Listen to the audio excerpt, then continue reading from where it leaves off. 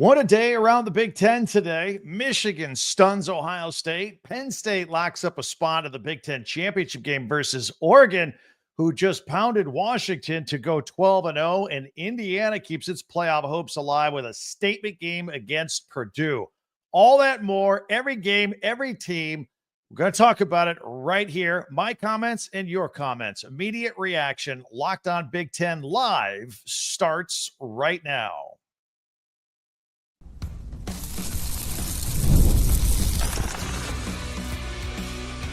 You are Locked On Big Ten, your daily podcast on the Big Ten Conference. Part of the Locked On Podcast Network, your team every day. Welcome to Locked On Big Ten Live on a late Saturday night, early Sunday morning. I'm Craig Shemon, 40 years as a sports talk show host and play-by-play announcer, and I want to thank you for making us your first listen each and every day. We are free and available wherever you get your podcasts and on YouTube, part of the Locked On Podcast Network. Your team every day. Today's episode is brought to you by Game Time. Download the Game Time app, create an account, use the code LOCKEDONCollege for $20 off your first purchase.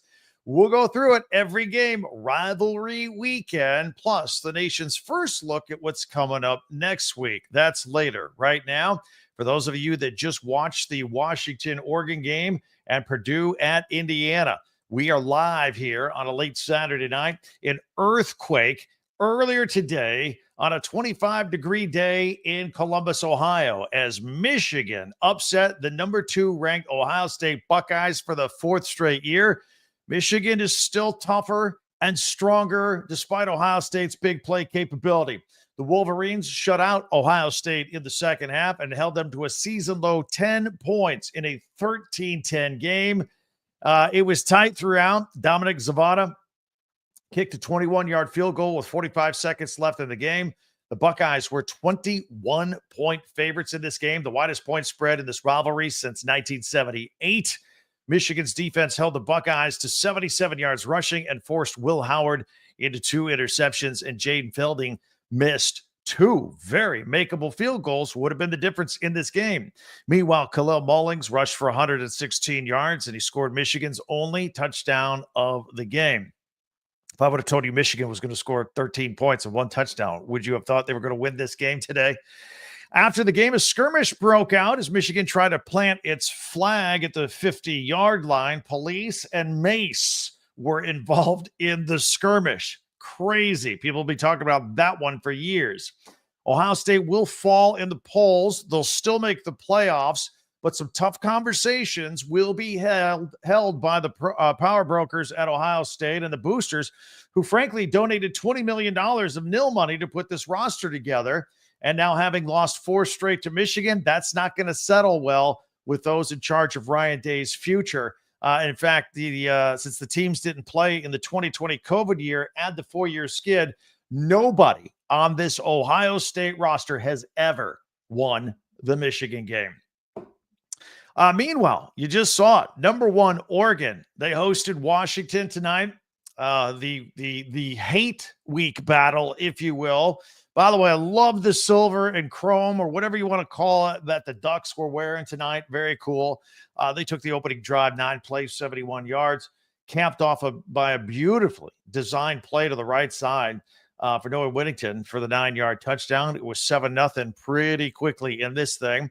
Washington, as we strongly speculated on right here on Locked On Big Ten throughout the week, that Damon Williams Jr. would get the call at quarterback this week. That was indeed the case. And he answered with a 9-play, 71-yard drive, but they had to settle for a short Grady Gross field goal, 26 yards. But they're on the board 7-3, and we're starting to settle into this game and into the second period. Oregon did have a fumble early on, which they'd like back. Washington couldn't take full advantage of it, but they got the fumble within field goal range. That's about where they ended up on that drive. They didn't go anywhere, so they kicked the field goal. Now it's 7-6. All right, we got ourselves a ball game with 9:44 to go. Oregon then thought they had a touchdown that was overturned. Still good play. The one where Dylan Gabriel and Trayshawn Holden, 39 yards, right almost to the goal line there. But then Jordan James, been great all year, just powered it in, 1st and goal from the 1. Now Oregon's up 14-6. Jonah Coleman, who I like a lot, the running back for Washington. He fumbled the ball. 2 plays later, Oregon got in when Jordan James punched in a game. Now, all of a sudden, like that, a 7-6 game is now 21-6, and it kind of felt like it was going to be too much for Washington to overcome. Oregon had another short drive on this one. 3 plays, 45 yards. Dylan Gabriel ran for a 4-yard touchdown to now make it 28-6. This thing was out of hand at this point. Washington, Jonah Coleman did have a 1-yard touchdown, capping off an 11-play, 75-yard drive. It took 4 minutes. Jamal Williams to Denzel Boston to the 1-yard line. Beautiful play and a 2-point conversion. Nice throw to the back of the end zone to Boston as well. Great throw and catch. Now it's 28-14 as we're creeping up on halftime. That was the score as we went to halftime. Coming out in the third, not a lot of scoring, actually. Dylan Gabriel hooks up with Tez Johnson. Good to see him back in there after he had the bad shoulder from the Michigan game and a 9-yard touchdown. Now Oregon's up 35-14 in the third. We go to the fourth. Gabriel hooks up with Terrence Ferguson, 16-yard touchdown. Now it's 42-14. And then Dante Moore comes in, a quarterback, very talented young quarterback, finds DeJuan Riggs for a 1-yard touchdown on a 9-play drive. Gave it to him, and he scored his first career touchdown. So here we are, 49-14, 5 minutes to go. To Washington's credit, they got one more score up there. Again, Jamal Williams, the quarterback of the future, finds Giles Jackson for a 28-yard touchdown. It was a pretty play.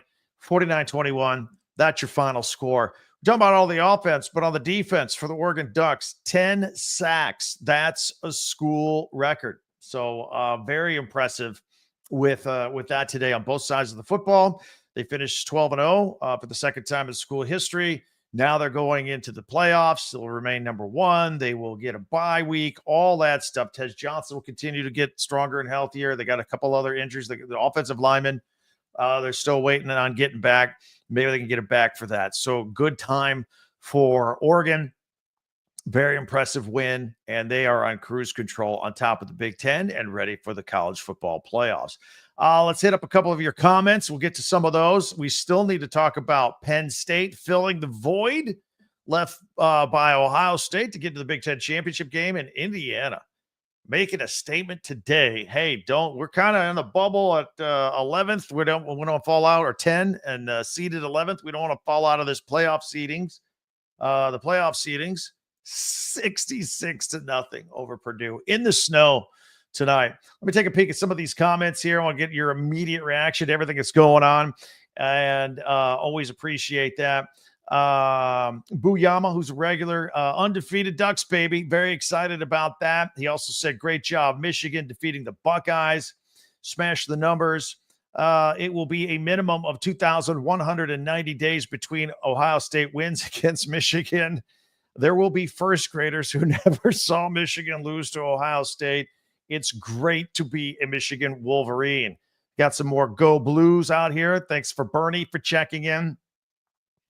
And let's see here. Got some other stuff going on here. No trophy. Just do the flag for Michigan, Ohio State. That turned into quite the melee. They don't like that over there. David says, go Ducks. And Duck fan down south checking in. First time I've been here for live reaction. Well, welcome aboard. Thank you very much. Always appreciate that. We're regular Monday through Friday, and then on Saturday nights, we like to go live after the biggest games on the schedule. Let's see here.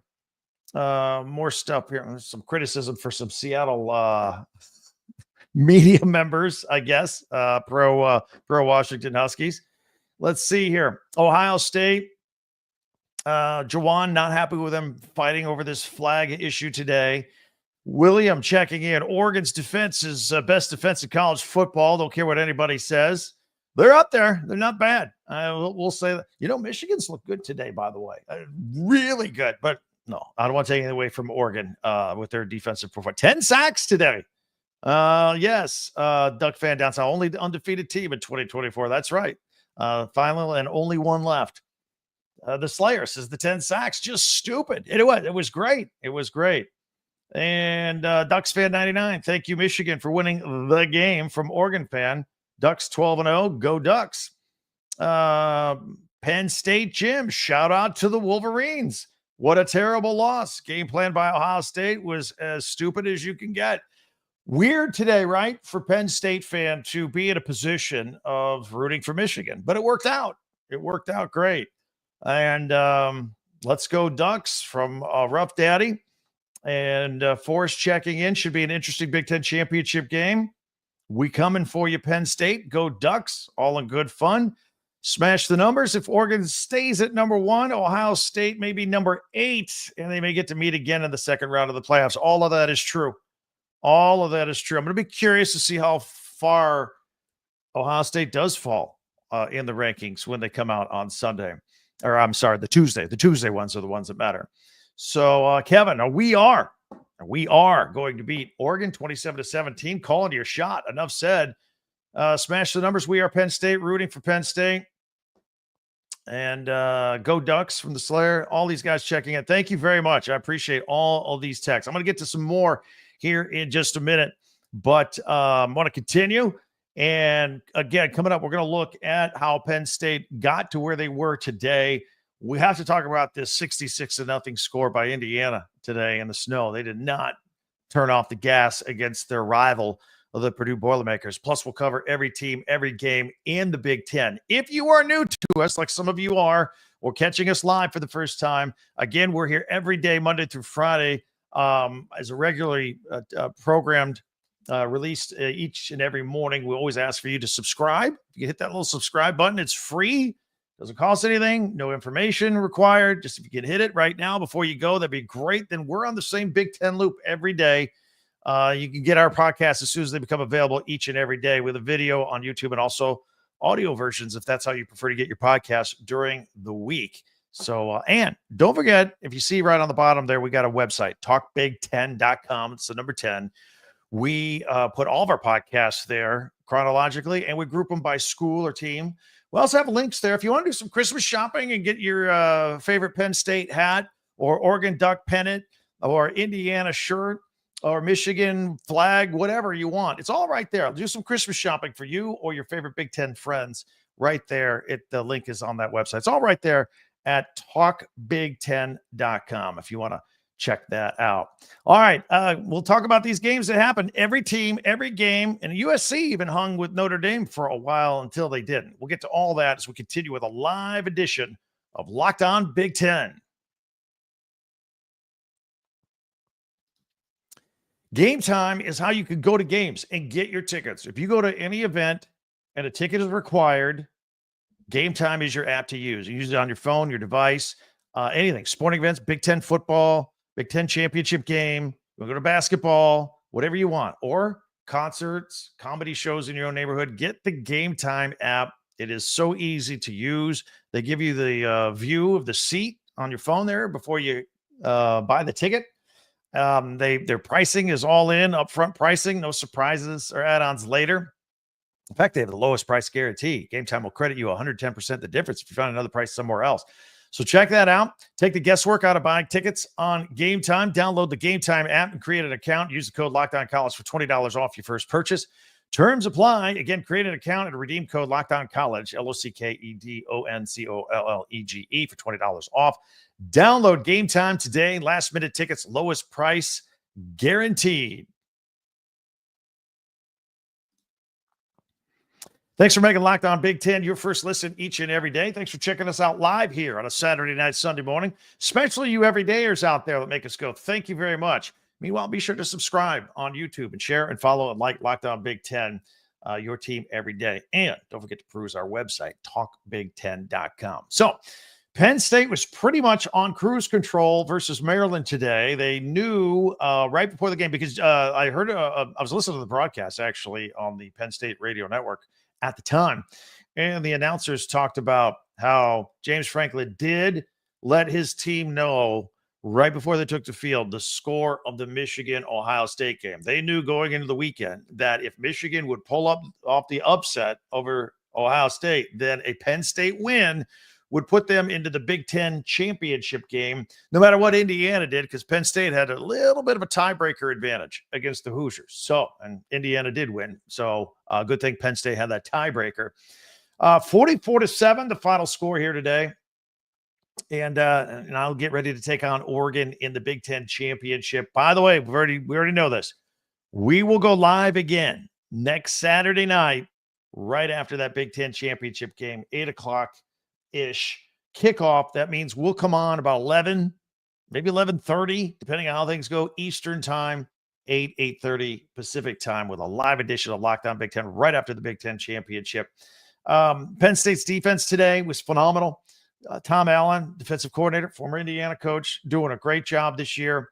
And they intercepted MJ Morris 3 times today, sacked him 6 times, including Abdul Carter, who had 2 sacks today. On offense, Nicholas Singleton scored 2 touchdowns. Drew Aller threw for a touchdown. Bo Pribula threw for a touchdown. Ty Warren completed a pass. That's what he does, for 9 yards. Ran 3 times for 32 yards and caught 6 passes for 68 yards and a touchdown. I say this every week. I can't believe this guy's not getting more Heisman hype. He's like, if Tim Tebow had played tight end, that's what you would get. Ty Warren, special player. And now Penn State is 11-1. And Maryland finishes the season out at 4-8. Penn State fans, let's hear from you here tonight. Purdue and Indiana, the old Oak and Bucket game, snow globe game, lots of snow in Bloomington tonight. I wondered if that might slow down India, because here's the deal.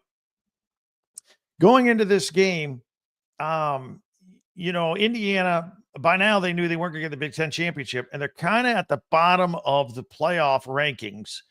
You don't want if they win, they wouldn't like drop out, but somebody could leapfrog them in the next week or two and maybe push them out. So I think they had to have a big statement game against Purdue and try and blow them out. And then I saw the snow. I thought, oh, that's going to grind this game to a halt. There may be problems, maybe a crazy game. Who knows? But you couldn't tell it was snowing on the Indiana sideline. It was about as well as they could possibly play in this game. Talk about needing to blow somebody out to make a statement. They did it 66-0. The defense was just as impressive as the offense. They just methodically pecked away at Purdue. Their second drive of the game, 9 plays, 86 yards. Justin Ellison running for a couple of 2-yard touchdowns, 7-0, like that. Then they intercepted Hudson Card, but that drive stalled. And IU's Nicholas Radicic, he actually missed a 46-yard field goal. Never misses. That's his first miss of the season. So we're still 7-0. We go into the second quarter. Hoosier defense is doing 3 and outs. Curtis Rourke facing an all-out blitz. 9-play, 71-yard drive. Still finds Keyshawn Williams for a 14-yard touchdown. Beautiful play by the 5th-year senior. It was a play that only a guy with experience could make, because they had an all-on blitz on him on that play. Then after Purdue punted, great punt, by the way, got Indiana all the way down to its 1-yard line. There was a penalty, half the distance to go, down to the half-yard line. And Indiana starts putting a drive together, and Curtis Rourke finds Elijah Sarrett for an 84-yard touchdown. Now it's 21-0. Didn't matter if they were pinned down to their old goal line. There was another 7-play, 70-yard drive. Tyson Lawton had a 4-yard touchdown. Now it's 28-0 at the half. And by the way, that was Indiana's 63rd touchdown of the season, most in school history. We come out into the third quarter after the half. Purdue fumbles the ball right away, and IU recovers it. They turn that into a 26-yard field goal. Now it's 31-0. Curtis Rourke finds Elijah Sarrett for a 24-yard touchdown. Now it's 38-0. He's got 154 yards at this point. Surratt does. That's a record for any receiver against Purdue in the bucket game.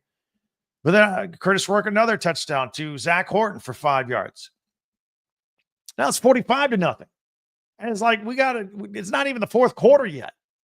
Miles Cross made a nice spin move. 34-yard touchdown, Curtis Rourke. And at this point, Curtis Rourke has thrown for 5 touchdowns. Indiana has 521 yards to Purdue's 48. It's 52-0. But then Purdue fumbled. IU just kept going. Curtis Rourke to Omar Cooper, 17-yard touchdown. Now it's 59-0. Purdue fumbles again. Taven Jackson comes in for Curtis Rourke at quarterback. He scores on a 4-yard touchdown, 66-0. First shutout over Purdue since 1945. First IU shutout overall since 2020 against Michigan State, and it's their fifth 30-point game. Well, they scored 66, but this is the fifth game they got at least 30 points. And now the Hoosiers are 11-1. They got that statement blowout game that they wanted. All right, elsewhere, Southern Cal. Did you catch this game? Southern Cal and Notre Dame. USC actually held their own in this game. It was tied at 14. And it was like in the second half, the Fighting Irish kept going up by 14, but USC kept moving the ball, get it with the 7. It's just, Notre Dame could never put USC away. And so this game was a lot closer than the final 49-35 score would indicate. Again, USC kept swinging and getting into the red zone. But, man, late in the game, in the last 3 or 4 minutes, they threw 2 separate pick sixes, one for 99 yards and one for 100 yards, within about a 2-minute and 21-second span inside of the 3.5 minutes to go. That was the difference in the ball game because even USC kept moving the ball. They even scored a late touchdown after that. So Mekhi Lemon had 9 catches for 133 yards in this game, and the Trojans finish at 6-6 on the season. Illinois. They won the Land of Lincoln Trophy by beating Northwestern 38-28 on a brutally cold day at Wrigley Field. Adrian Lowry had rushed for 3 touchdowns in this game. Career high 172 yards. Illinois reached 9 wins for the first time in 17 years. And with a bowl win, Brett Bielema will have his first 10-win season at Illinois. Very doable.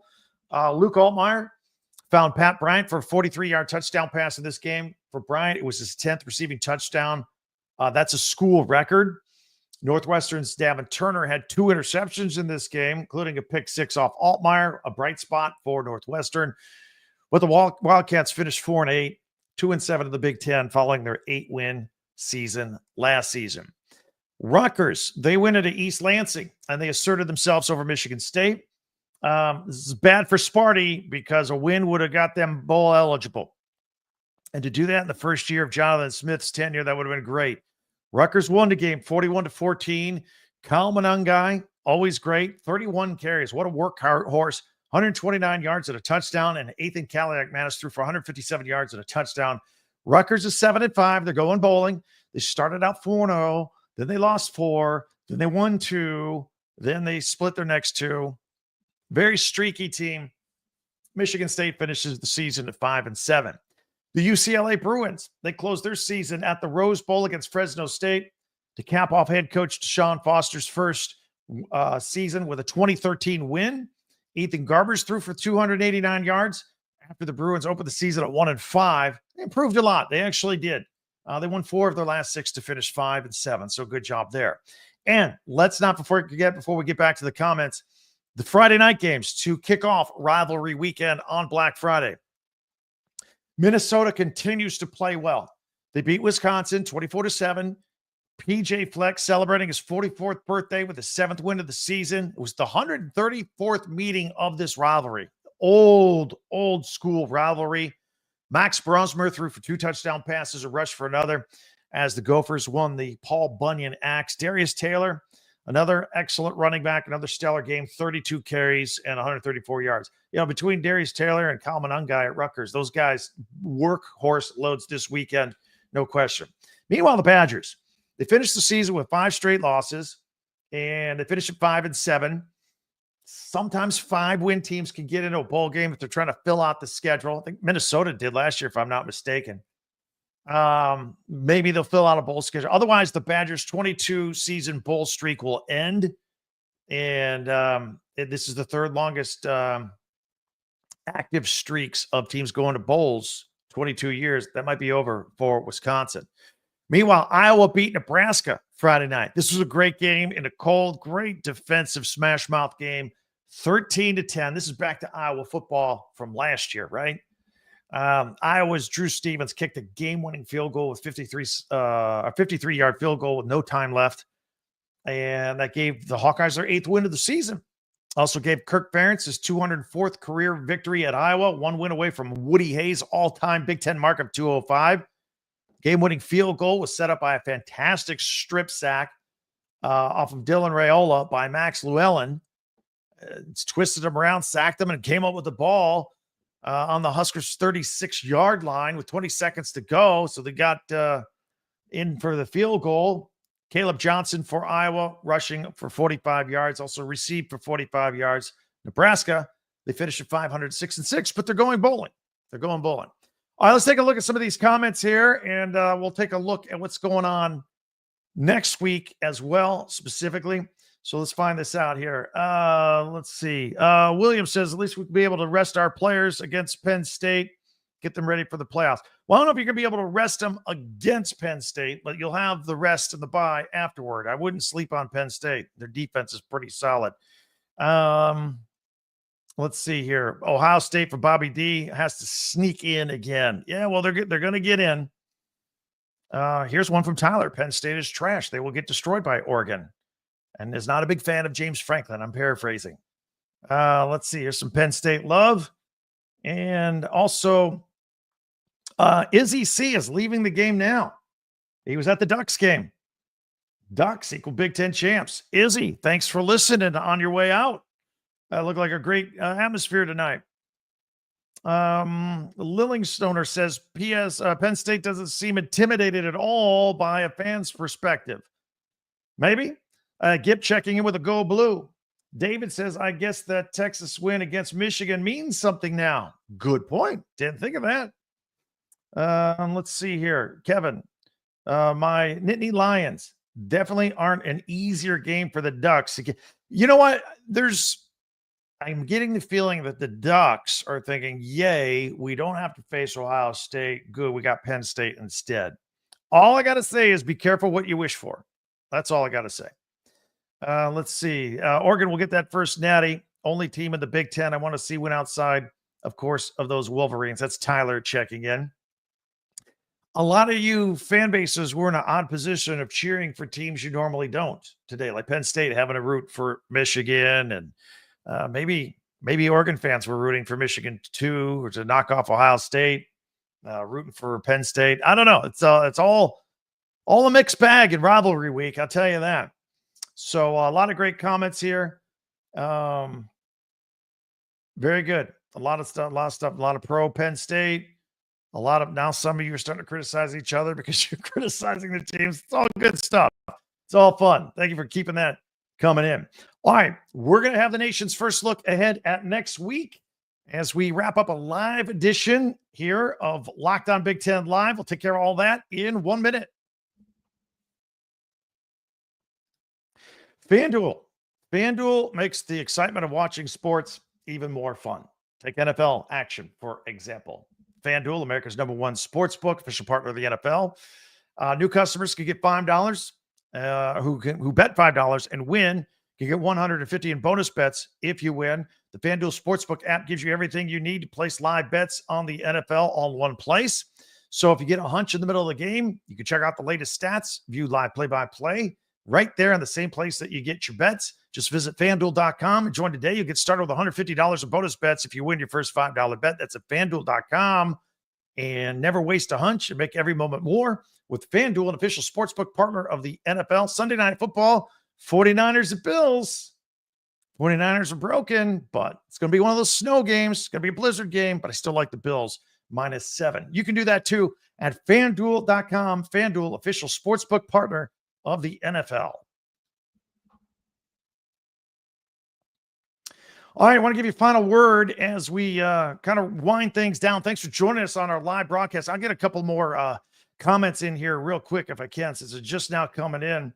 Rob, very thrilled with how things worked out.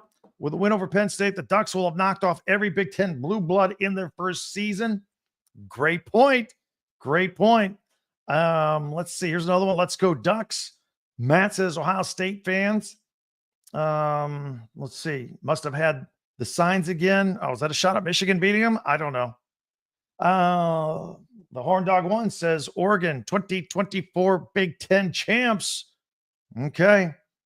A lot of people criticizing Will Howard's performance today. You know, he got dinged up pretty good in that game. That's for sure. Motor City Madman says, why didn't Ohio State throw the ball? Was Will Howard hurt? He did get hurt.